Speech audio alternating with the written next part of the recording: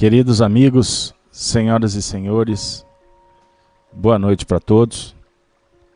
É com muita alegria que estamos nos reunindo mais uma vez para realizarmos o estudo em torno das cartas de Paulo.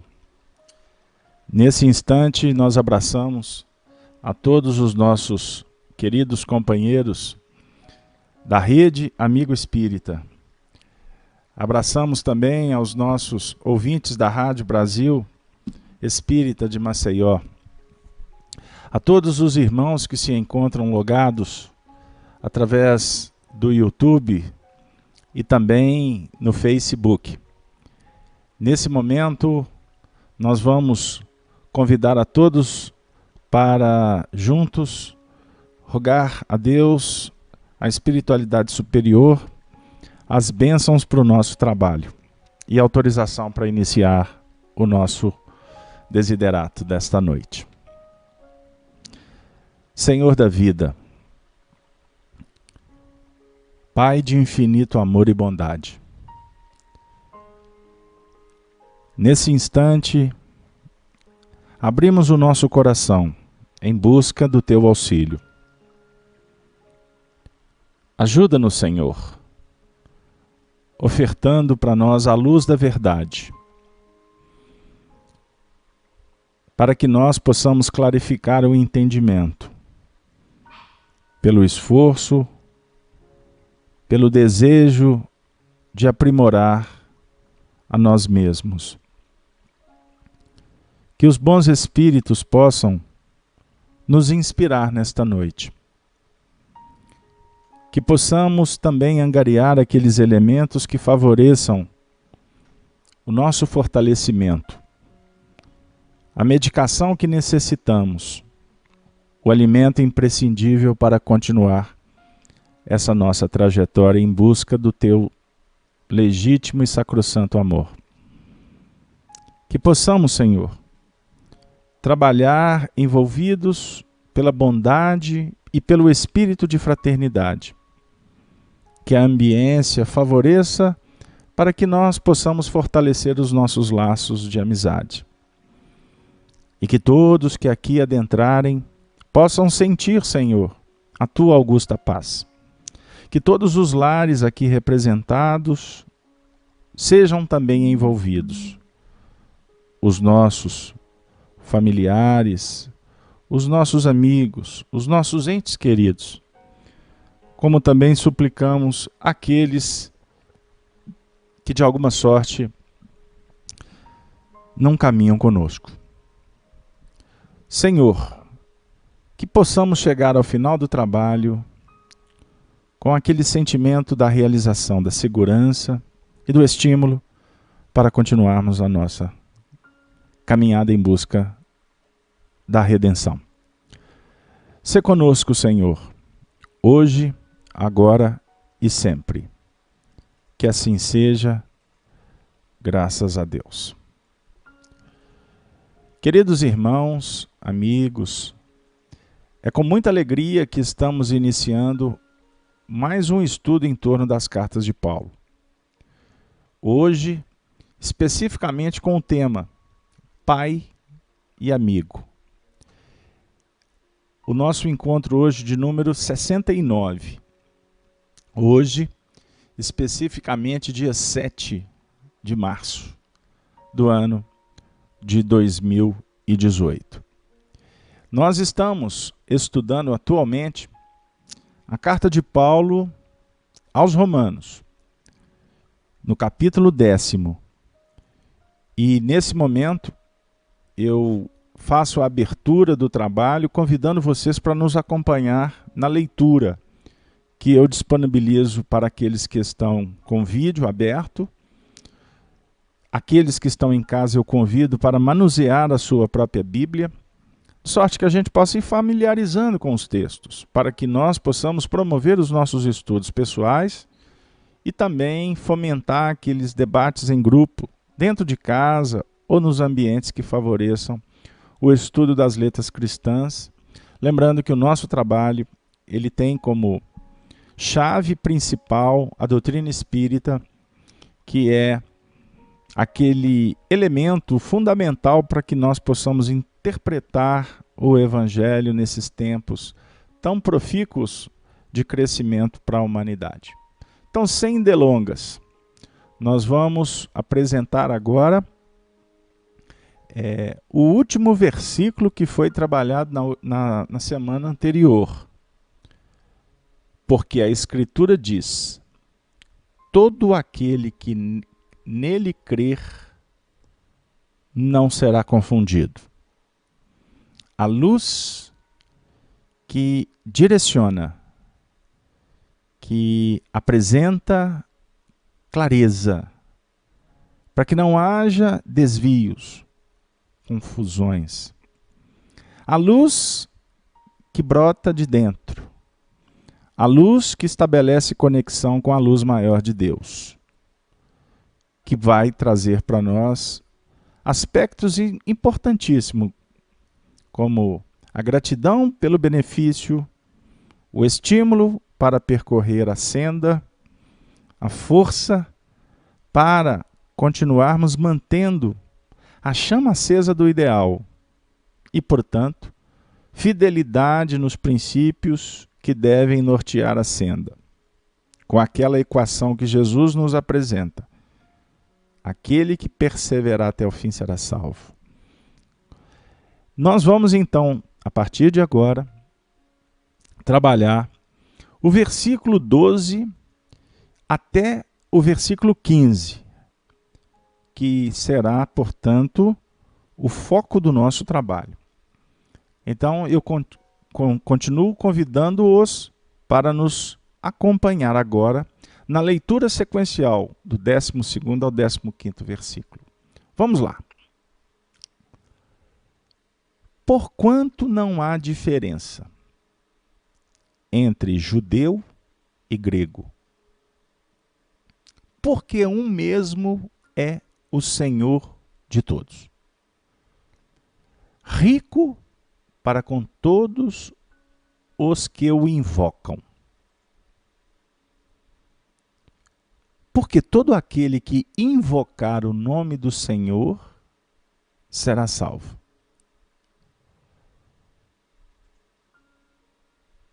Como, pois, invocarão aquele em quem não creram? E como crerão naquele que não ouviram? E como ouvirão, se não há quem pregue?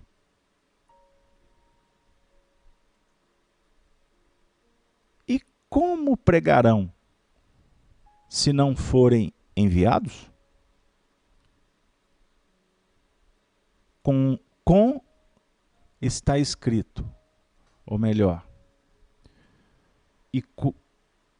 é isso mesmo. E como pregarão, se não forem enviados?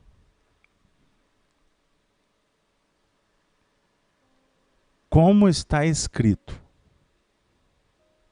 quão formosos os pés dos que anunciam a paz, dos que anunciam coisas boas. Vamos ficar por aqui. Essa passagem é belíssima. E ela vai nos remeter, hoje, a um desafio que pode ser especial, dependendo da sintonia e da abertura de coração nosso diante desta oportunidade. Eu dialogava com a companheira, que é coordenadora de uma das nossas parceiras que retransmitem o trabalho, e ela disse assim: o estudo hoje promete. E eu disse para ela: vamos orar, porque promete sim. O versículo 12, ele nos obriga a tornar a ele, porque ele é a base para a nossa reflexão desses 5 versículos. Então, sem querer cansá-los, Paulo de Tarso diz assim: porquanto não há diferença entre judeu e grego, porque um mesmo é o Senhor de todos, rico para com todos os que o invocam.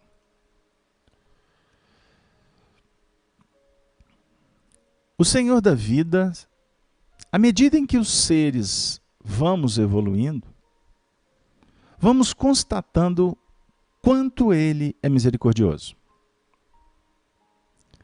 Jesus nos revela como Pai. E de uma forma poética e incomparável, ele diz assim: Pai, portanto, é nosso.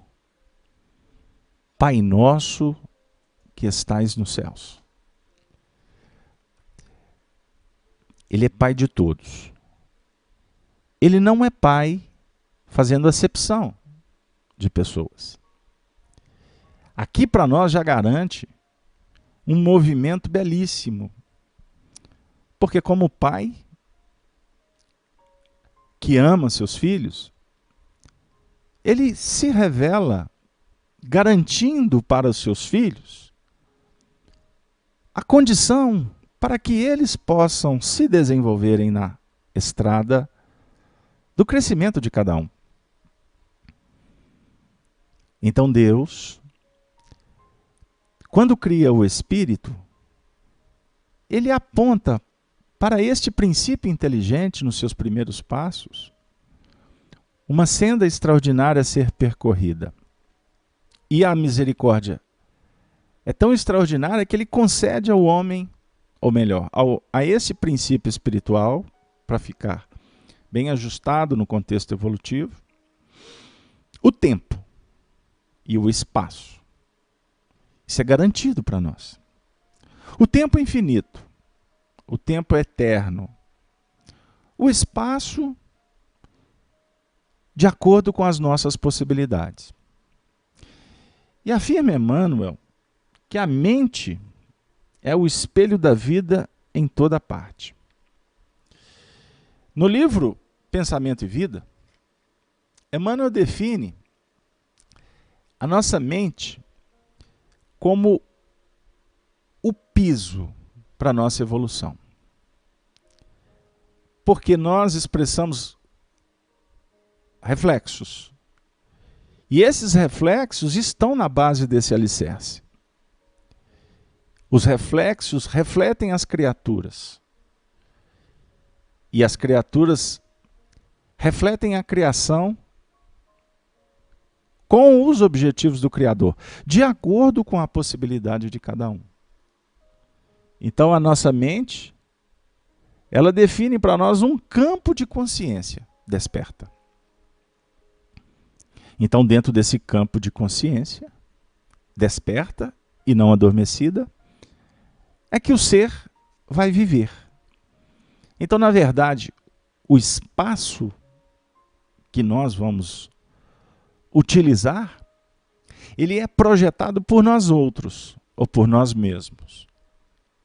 Embora tenhamos os espaços físicos, as dimensões espirituais, que nos convidam de uma forma didática para que nós possamos ampliar a nossa mente. Então vamos devagar, porque é filosófico, científico ou numa metaciência, mas que nós não podemos deixar de lado. A gente passa por ela devagarzinho, sem querer aqui trazer qualquer novidade no sentido doutrinário, porque nós estamos falando de espiritismo. Embora no meio espírita, vez por outra, surjam algumas correntes espiritualistas estranhas, que vão de encontro aos princípios doutrinários. Então tenhamos os olhos abertos. Mas aqui nós estamos falando do psiquismo em despertamento, consciência em fase de elaboração, até chegar na fase hominal. E como homens, Nós vamos respirar no mundo das imagens que nós projetamos e também nós recebemos. Isso é muito importante trazer, por quê? Quando nossa conversa ela perpassa a senda de uma relação de filhos, espíritos, com o Pai, que é Deus, o Espírito Criador de todas as coisas, a inteligência suprema do universo, a causa primária de todas as coisas, é muito importante que a gente percorra essas sendas filosóficas e de uma ciência espiritual para que nós não embrenhemos, num primeiro momento, na atividade que nos coloca em relação com Deus, numa dinâmica ainda limitada que nos encontramos. Aonde, por termos dificuldade de compreender a inteligência suprema do Senhor, usaremos os nossos parâmetros. E estes ainda nos vinculam a uma relação pautada em emoções, numa maneira de intercambiar dentro de um segmento de premiação ou de alguma forma de cerceamento, aonde nós vamos encontrar expressões de medo, de culpa, e algumas delas ainda fomentadas por aqueles que deveriam nos ajudar para que nós possamos nos libertar do que aprisiona. E eu falo isso de uma forma muito carinhosa, mas ao mesmo tempo necessária de ser trabalhada. Porque o Pai que nós concebemos é um Pai que atende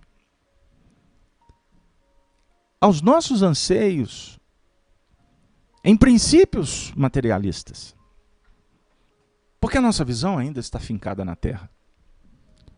Nós temos dificuldade. E por isso Jesus disse: Pai nosso que estais no céu. Olha que beleza. Jesus aqui está falando assim: gente, vamos pensar no Pai espiritual, que está no céu, que durante muito tempo nós procuramos em ambiências materializadas, porque a nossa necessidade ainda tange a objetividade. Nós temos dificuldade de percebê-lo num âmbito de subjetividade, de trabalhar em linhas de espiritualização, do que é imponderável. Por isso é que nós aprendemos com Jesus, quando ele define que Deus é espírito, importa adorá-lo em espírito e vida. Ele apresenta essa conversa num diálogo com a samaritana, na beira do poço. E é muito interessante porque tinha que ser com uma mulher, no símbolo daquela inoculação que vem do alto e que vai ser incorporada na dimensão do sentimento. Eu não estou falando da mulher biológica, embora ela foi um personagem na história. Eu estou aqui tentando trabalhar no sentido de que nós temos o nosso sentimento e nós temos a nossa razão. A razão simbolizando o homem, o sentimento a mulher, didaticamente só por isso.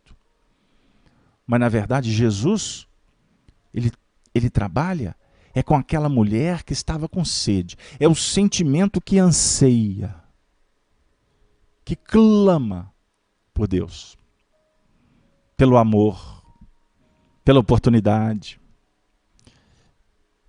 pela felicidade, pela paz. Conquanto Deus, Paulo, nolo revela para nós como um Pai de misericórdia que não vê diferença entre judeu e grego. Ele não faz acepção de ou a manifestação de Deus em nós, ele não se prende ao nosso lado judaico ou ao nosso lado greco. Ele não está trabalhando as forças divinas. Agora vamos falar como leis da natureza, porque o pensamento de Deus, ele se revela pelas leis da natureza. E não por uma manifestação de uma individualidade. Deus está em toda parte. Então, as forças estão nos convidando para conjugar os nossos interesses com a onda do progresso, que harmoniza o contexto universal, para que haja favorecimento para o crescimento do judeu, dos aspectos da religiosidade, que eu vou tratar aqui como espiritualidade, conjugação de razão e sentimento. Mas é necessário também que os potenciais do grego, do filósofo, ou daqueles movimentos que nos vinculam apenas aos interesses das discussões intelectuais do mundo, ou naquele outro aspecto que o grego pode nos revelar aqui agora como os pagãos, ou os gentios, enfim, as forças cósmicas, o pensamento de Deus, as leis da natureza se encontram em todas as partes. E elas estão promovendo pessoas, espíritos, dimensões, coletividades, os reinos inferiores, os reinos superiores. O amor de Deus sustenta, ilumina e impulsiona os seres. E bem-aventurados seremos quando nos sintonizarmos com estas frequências. Vejam que a doutrina espírita nos alarga os horizontes.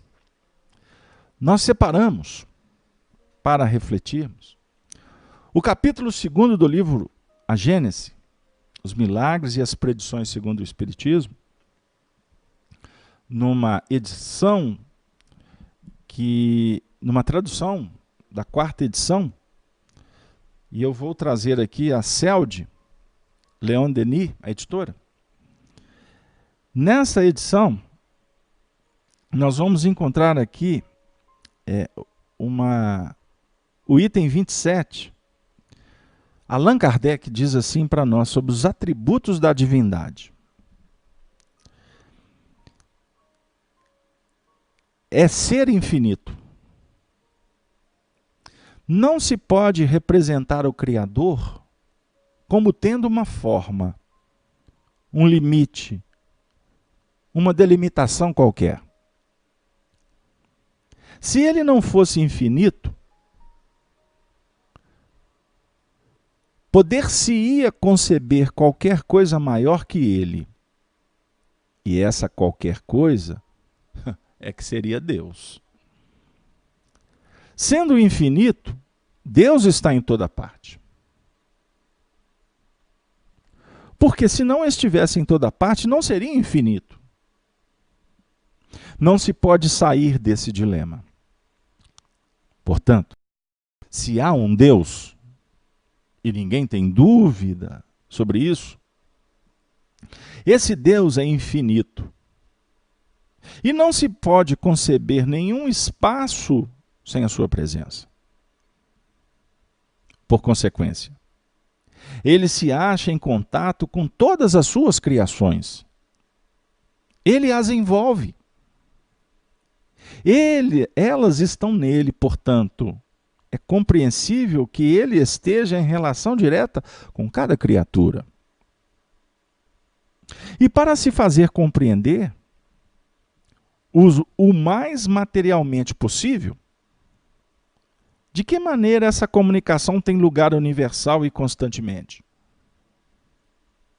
Examinemos o que se passa no homem entre seu espírito e seu corpo. Queridos amigos, eu peço a vênia, porque agora eu percebo aqui uma necessidade de ler o restante desse item 27, porque ele vai nos dar uma ideia belíssima. Como Kardec disse, de uma forma mais materialmente possível. O homem é um pequeno mundo do qual o diretor é o espírito. E o princípio dirigido é o corpo. Nesse universo, o corpo representará uma criação em que o espírito seria Deus. Kardec abre parênteses dizendo que isso aqui é apenas por uma questão de analogia. Os membros desse corpo, os diferentes órgãos que o compõem, seus músculos, seus nervos, suas articulações, são igualmente individualidades materiais. Se assim se pode dizer, que na verdade não é isso. Localizadas em pontos especiais do referido corpo. Ainda que o número destas partes constitutivas tão variadas e de natureza tão diferentes seja considerável, ninguém irá pensar que se possam produzir movimentos ou que uma impressão qualquer tenha lugar em um ponto determinado, sem que o espírito tenha consciência disso. Há sensações diferentes em muitos lugares simultaneamente. O espírito as sente todas, discerne-as, analisa-as, determinando em cada uma sua causa e seu ponto de ação. Um fenômeno idêntico ocorre entre Deus e a criação. Deus está em toda parte na natureza, como o espírito está em toda parte no corpo. Todos os elementos da criação estão em relação constante com Deus, assim como todas as células do corpo humano estão em contato direto com o ser espiritual. Não há razão, pois, para que, num e noutro caso, os fenômenos da mesma natureza não se produzam da mesma maneira. Um membro se agita, o espírito sente. Uma criatura pensa, Deus o sabe. Todos os membros estão em movimento. Os diferentes órgãos são postos em vibração. O espírito experimenta cada manifestação, distinguindo-as e localizando-as.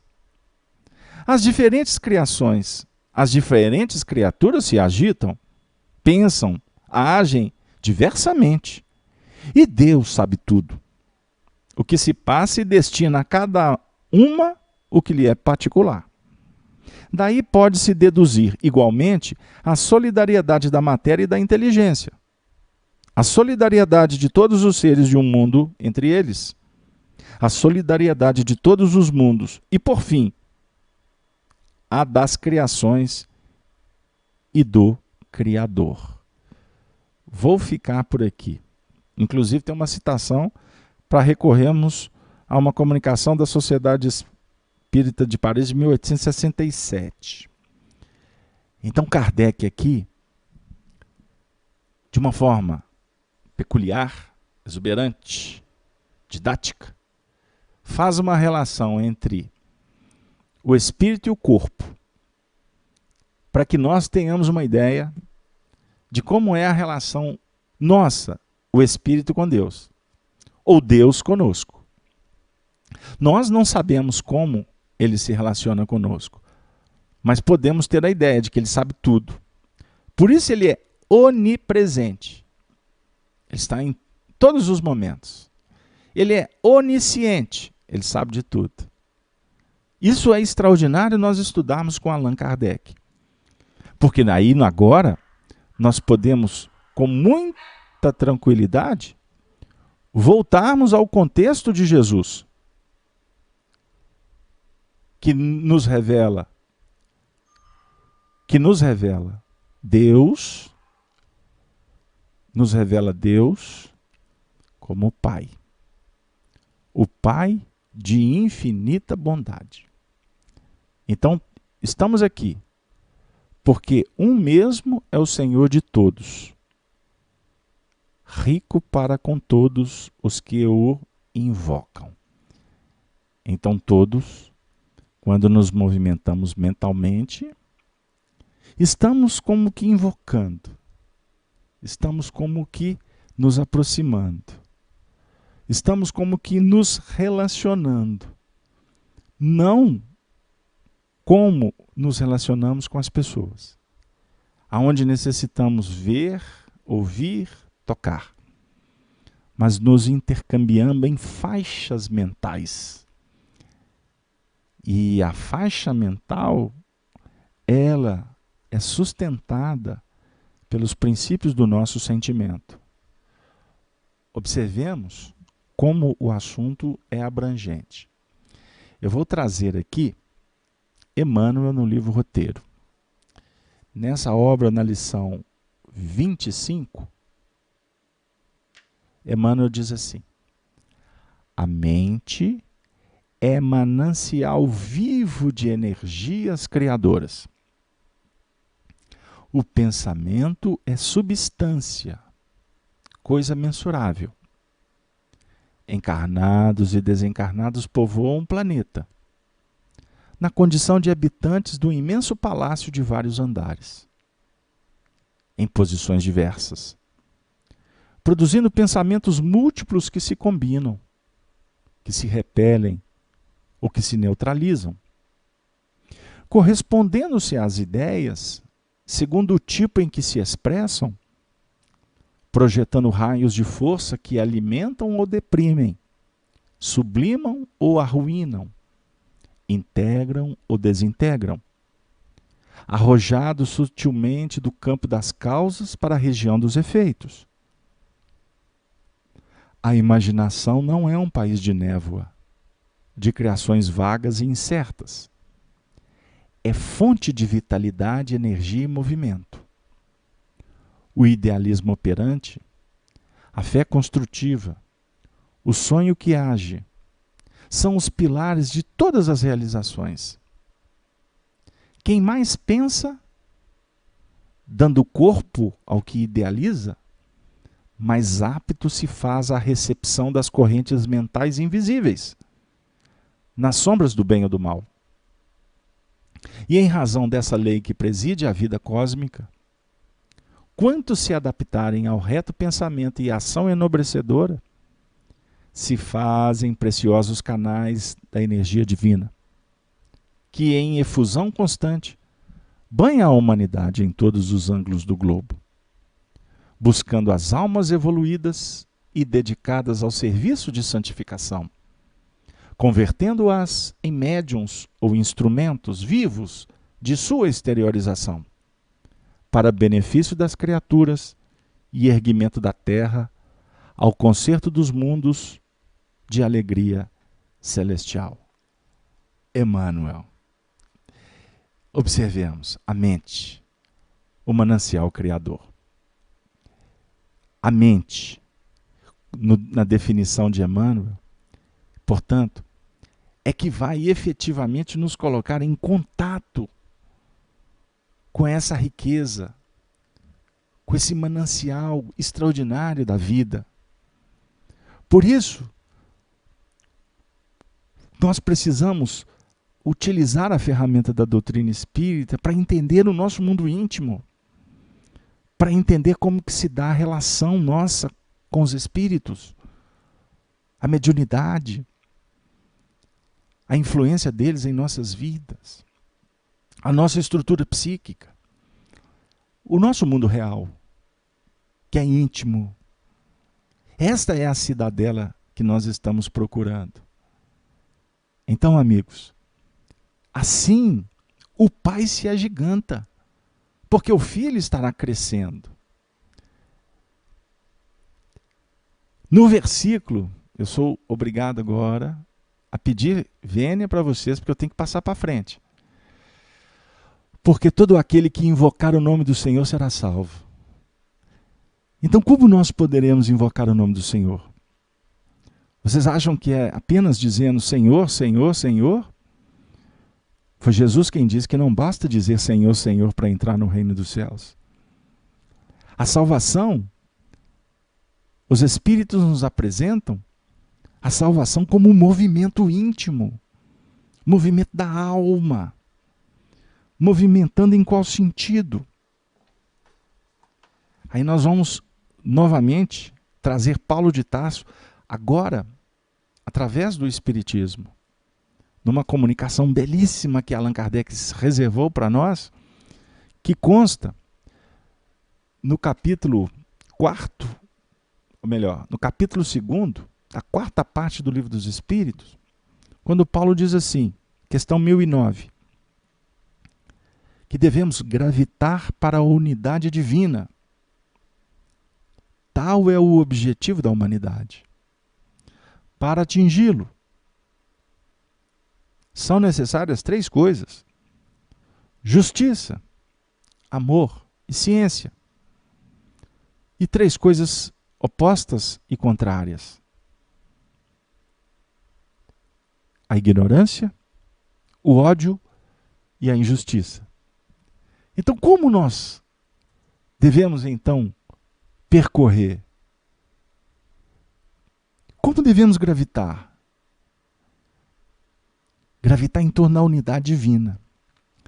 Então, podemos dizer que o universo é uma unidade. A doutrina espírita nos revela uma dualidade, espírito e matéria. Então, nós temos a matéria, que é um laço que prende o espírito. Na definição do Livro dos Espíritos, lá nos seus primeiros movimentos. Então a matéria precisa de ser intelectualizada. Nós precisamos de aprender a lidar com a matéria. E para isso nós temos que mergulhar na justiça. Desenvolvimento do bem e do mal, senso. Ampliar no campo da ciência. A ciência ordinária, a metapsíquica, a ciência espiritual, são gradações, mas sempre na base do amor. E aí o Paulo está falando aqui no versículo 13 sobre salvação. Durante muito tempo procuramos salvação em religiões. E depois de percorrer todas elas, nós reencarnamos como espíritas e, de alguma sorte, apoiamos na revelação espírita como um mecanismo de atendimento às nossas necessidades. E nesse curso que vamos empreendendo para compreender a doutrina espírita, nós adulteramos, ou melhor, nós nos complicamos nesse estudo quando vamos colocar em prática os projetos filosóficos. E trabalhamos com ideias pré-concebidas que trazemos de experiências pregressas. Eu vou me movimentar, por exemplo, com o Evangelho, com a oração, com aquele momento de reflexão individual ou coletiva, e naturalmente o meu ranço, aquilo que eu trago de experiências de outras vidas, eu coloco na prática espírita. E eu modifico por ideias preconcebidas o que deveria ser para nós uma proposta de observação de uma nova realidade e no processo de observação tirarmos as nossas conclusões e trabalhar na aplicação em nível íntimo. Então, como eu tenho ideias preconcebidas, eu julgo que o Espiritismo é uma religião tradicional. Aí eu crio nas minhas movimentações barreiras que cerceiam, e eu traduzo-as como política, como ortodoxia, como engessamento no empirismo ou na insistência em aplicar ciências humanas que ainda são discutíveis, e por isso estão sendo discutidas teses, cedendo para outras teses, e eu quero colocar dentro do espiritismo. E aí eu começo a observar as contradições.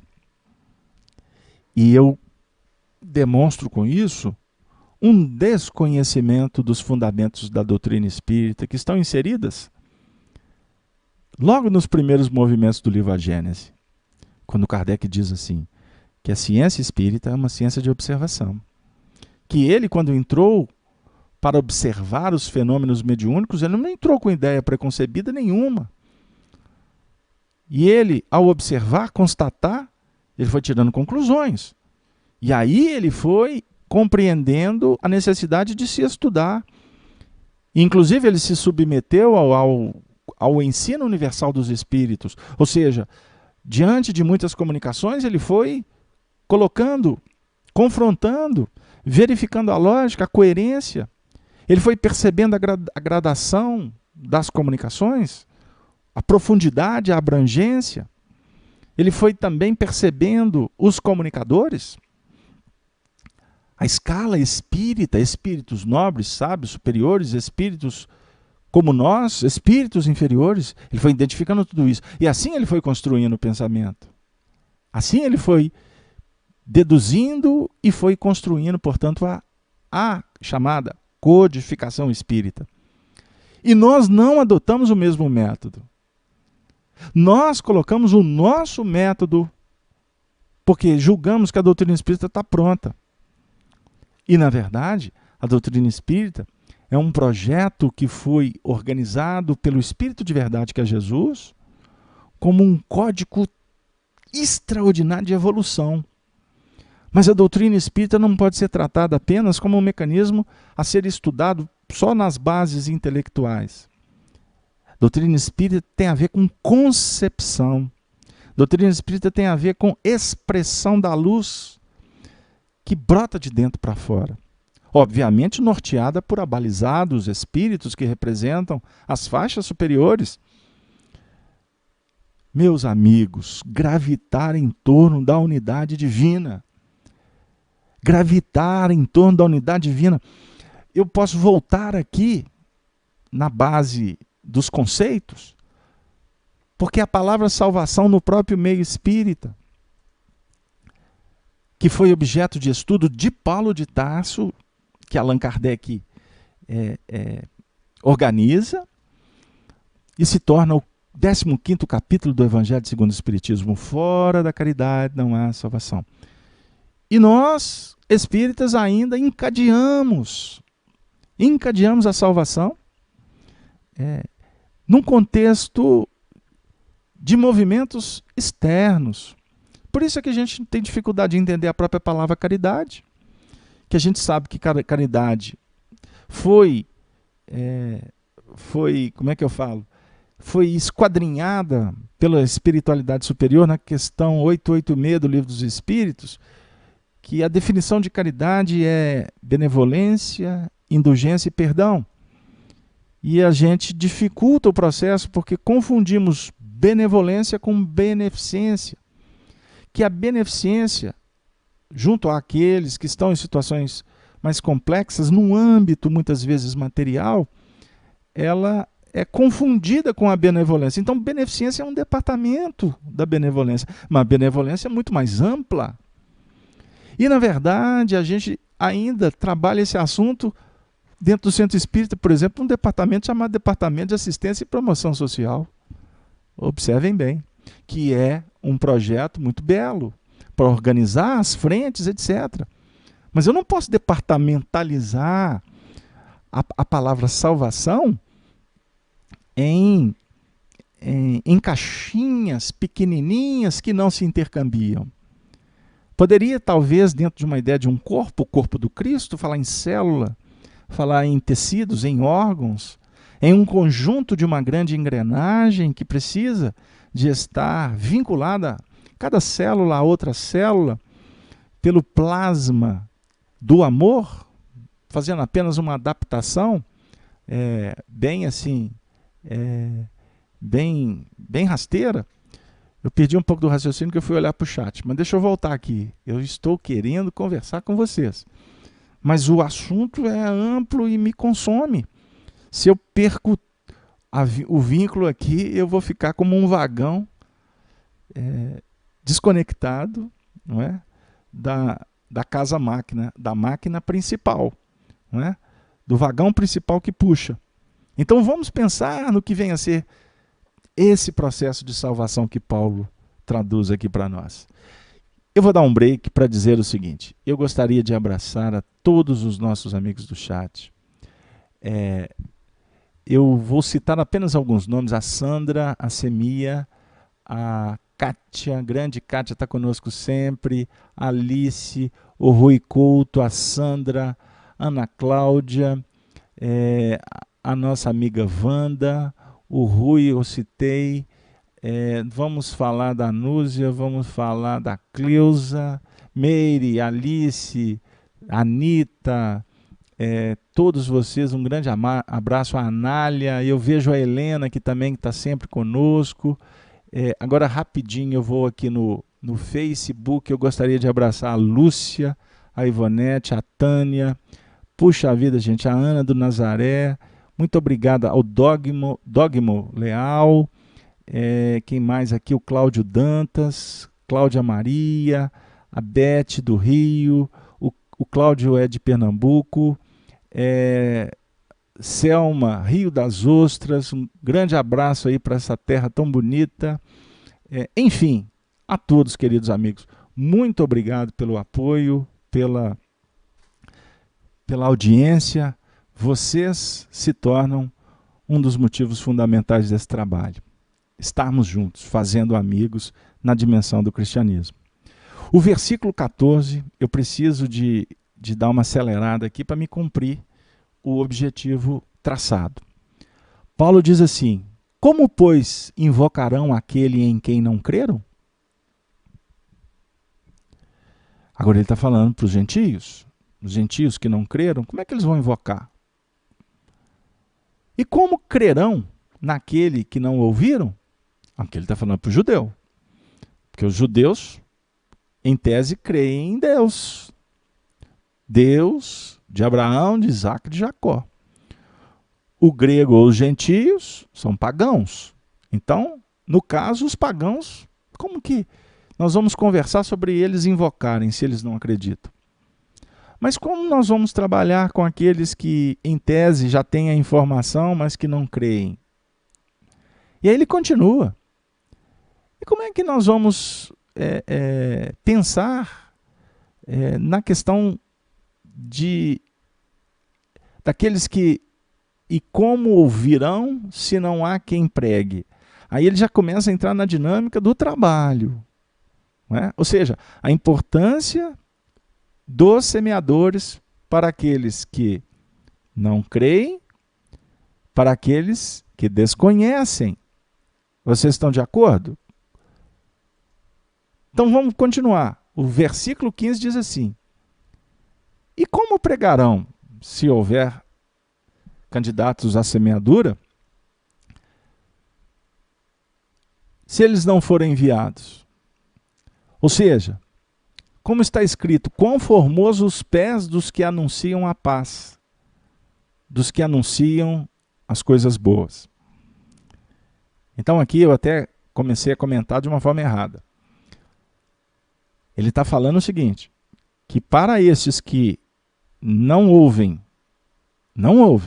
porque não querem crer, creem só na forma, mas na essência não creem. Há aqueles que não creem porque nunca ouviram. Aí levanta uma situação, então é necessário aqueles que possam pregar, que possam evangelizar. Não é isso? Mas para isso há necessidade de que haja uma missão. Então não basta apenas o candidato, é necessário que haja uma delegação de responsabilidade. Agora, a gente percebe aqui, na fala de Paulo, vamos dizer assim, uma expressão carinhosa para aqueles que anunciam. Então nós podemos ter, inclusive aqueles que pregam, mas não receberam uma delegação superior. Pregam em nome deles mesmos.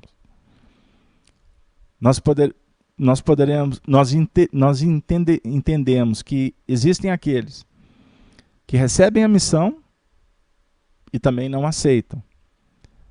Então nós estamos falando aqui de gradação. Muitos os convidados, poucos os escolhidos. Mas aí ele encerra dizendo: quão formosos os pés.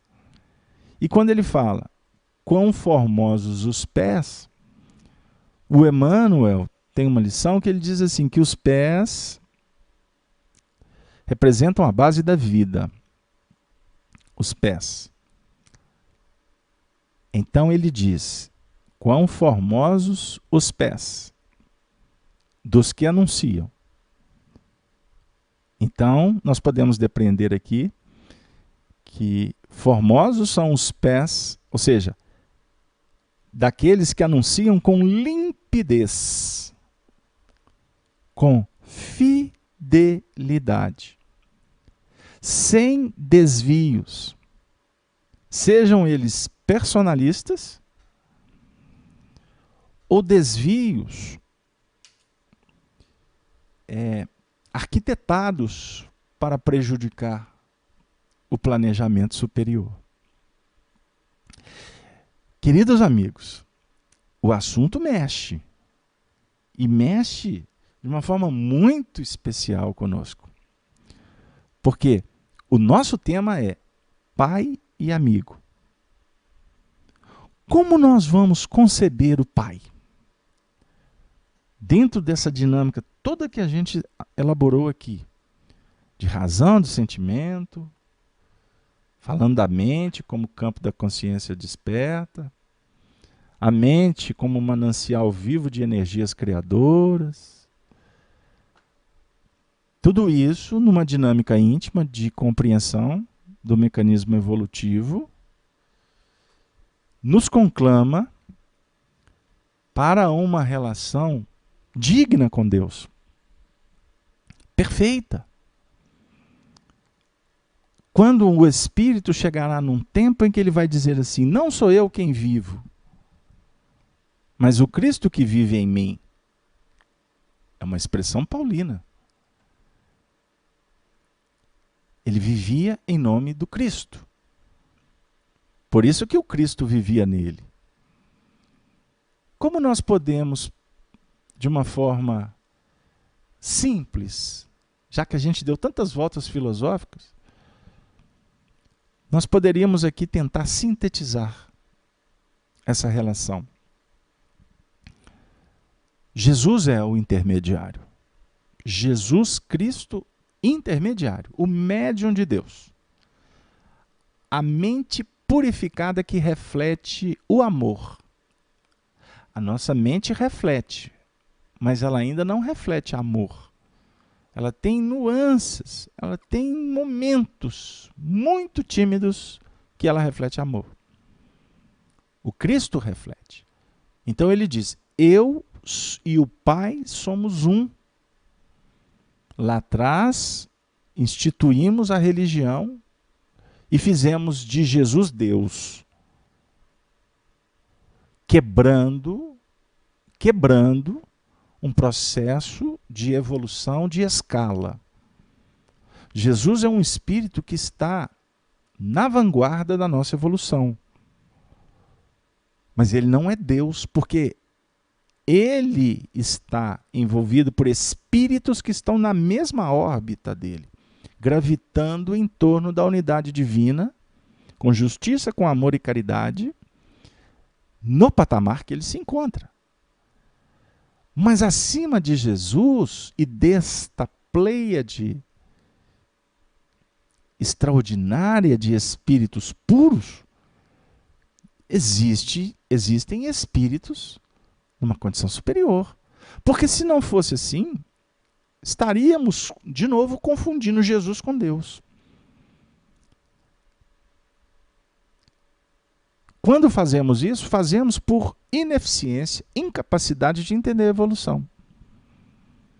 No nosso meio espírita, existem algumas teorias que são antidoutrinárias. Antidoutrinárias. Que rasgam todos os princípios de evolução. Alguns chegam a dizer que existem espíritos que não passam por um processo de evolução. Logo no início, eles já optam por uma linha reta de evolução. Isso vai na contramão de toda a base doutrinária. Estudem os fundamentos da doutrina espírita. E eu estou convidando vocês a conhecerem o livro A Gênese, a estudar o livro A Gênese, que é o coroamento da doutrina espírita. E hoje eu já entendo que nós poderíamos começar o estudo do Espiritismo pela Gênese. Geralmente a gente começa pelo Livro dos Espíritos. Busca a Gênese, conjugando o Livro dos Espíritos, o Livro dos Médiuns, faz um movimento diferente. Faz um movimento diferente. O que não invalida você começar com o Livro dos Espíritos. Não tem problema você começar com o Céu e o Inferno. Não necessariamente você tem que começar pelo principiante espírita. Não existe regra no espiritismo. Quando se institui metodologia, sequência, é apenas para organizar, para dar apenas um sentido, princípio, meio e fim, tese. Mas você não pode ficar preso nisso. Porque alguns vão começar pelo Evangelho segundo o Espiritismo, outros vão começar pelo Livro dos Médiuns. Chega num tempo que você fica tão maravilhado com tanta coisa boa, que você vai costurando.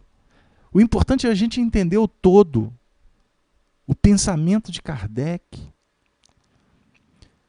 Verificar que a evolução não dá salto. Que essa ideia de queda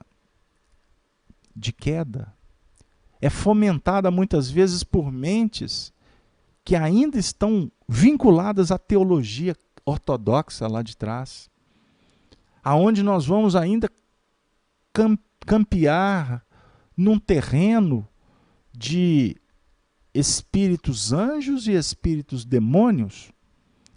Nós vamos materializar o mundo espiritual ainda, discutindo teses sobre dragões, sobre espíritos maldosos, sobre o mecanismo da culpa, do medo. Existem regiões que temos espíritos com a mente polarizada no erro, no crime, no ódio. Existem, sem dúvida. Como existem as regiões superiores. Mas o que vale para nós no mecanismo do aprendizado é entender esse mecanismo evolutivo de uma forma amorosa, consoladora. Jesus nos apresenta Deus como Pai nosso que estais nos céus, no céu da consciência superior, do eu profundo, do eu essência, e não dos princípios egóicos, instintivos, apaixonados ou apaixonantes, embrutecidos. Não é nesse sentido. Porque quando em faixas ainda inferiores, as leis da natureza, elas advogam a nossa evolução, com propostas educadoras. Por isso, quanto mais primitivo o espírito, menos livre-arbítrio ele tem. Quanto mais evoluído o arbítrio vai ampliando. E também as leis de responsabilidade também se agigantam.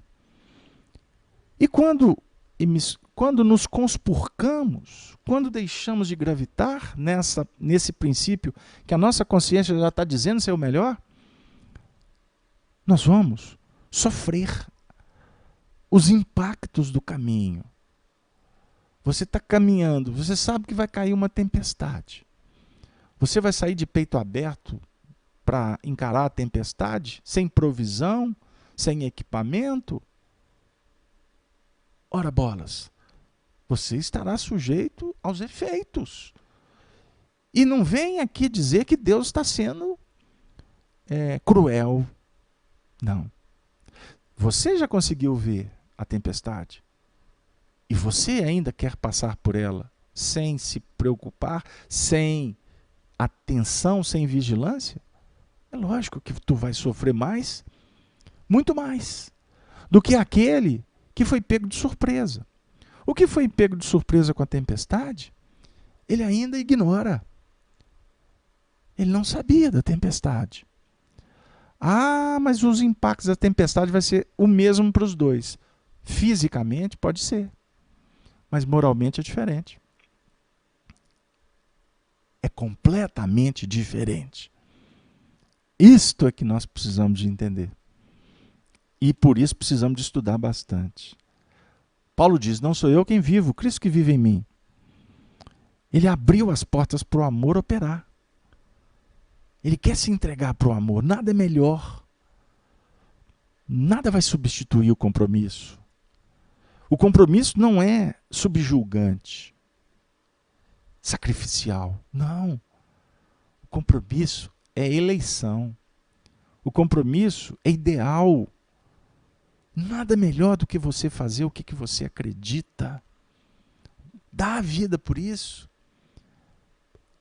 Caminhando um pouco nessa linha, nós vamos chegar na condição de Jesus, quem disse: eu não vim de mim mesmo, eu vim em nome daquele que me enviou, o Pai que está no céu.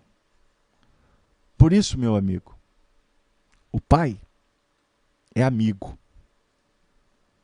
Pai e amigo. O assunto envolvente, empolgante, nos deixa muito felizes de poder estar aqui com vocês, mas o meu tempo está sendo retirado para que nós possamos entrar em uma outra dimensão, cada um na sua parte, como disse Jesus no Evangelho de João, no capítulo 16.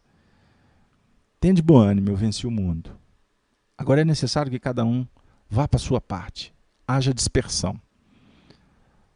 Mas tenha bom ânimo, eu venci o mundo. Aonde estiverdes, estarei convosco. Porque o Pai está em mim. No capítulo 17, Jesus faz uma prece belíssima, dizendo: Senhor, eu não peço que os tire do mundo, mas que os livre do mal. Que a tua palavra os liberte. Porque a tua palavra está em mim. E eu estou com eles. Ele é o amigo. Não vos deixarei órfãos, ele afiança. Estarei convosco até o fim. Porque ele é amigo. Mas Jesus não é pai. Ele nos revela o Pai. Pelo amor que nos concede. Por isso é que nós o confundimos como pai. Mas na verdade ele está dizendo para nós que o amor que une o Cristo conosco é o amor do Pai. Por isso é que ele não é pessoalizado. Por isso é que nós não podemos alimentar idolatrias, entrarmos como seguidores de homens, fomentar aquilo que é ilusório. Vamos voltar para a essência, gente. Vamos pensar num espiritismo diferente do que muitas vezes a mídia fomenta e nos engana, para não dizer que nós mesmos é que alimentamos essa mídia que é transitória. Deus é Pai. Deus é amigo. Por isso, quando se sentires em queda, sofrendo, com dificuldade, arrependido, lembra do Senhor. Vamos lembrar da parábola do filho pródigo. Emmanuel, no livro Palavras de Vida Eterna, faz um pequeno comentário sobre o versículo 20 do capítulo 15 de Lucas, que trata da parábola do filho pródigo. E Emmanuel traz o seguinte versículo: E levantando-se o filho pródigo, foi para o seu pai. E quando ainda estava longe, o pai chegou a vê-lo. Moveu-se de íntima compaixão e, correndo, lançou-se-lhe ao pescoço e o beijou. Vamos ouvir Emmanuel. Meu amigo, minha irmã, é possível que essa ou aquela falta te sombreie o coração, impelindo-te ao desânimo. Anseias respirar a fé pura, entregar-te aos mistérios do bem. Contudo, trazes remorso e tristeza. Dissipaste as forças da vida. Extraviaste os votos santificantes. Errastes. Caíste na negação. Qual viajor que perdesse a luz? Entretanto, recorda a providência divina e reergue-te. O amor de Deus nunca falta. Para toda ferida haverá remédio adequado. Para todo desequilíbrio aparecerá reajuste. Fixa-te no ensinamento do Cristo, enunciando o retorno do filho pródigo. O reencontro não se deu em casa, com remoques e humilhações para o moço em desvalimento. Assinalando-o no caminho de volta, e quando ainda estava longe, o pai, ao vê-lo, moveu-se de íntima compaixão e, correndo, lançou-se-lhe ao pescoço e o beijou.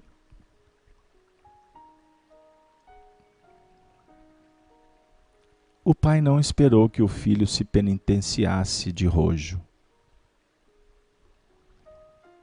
Não exigiu escusas. Não solicitou justificativas. E nem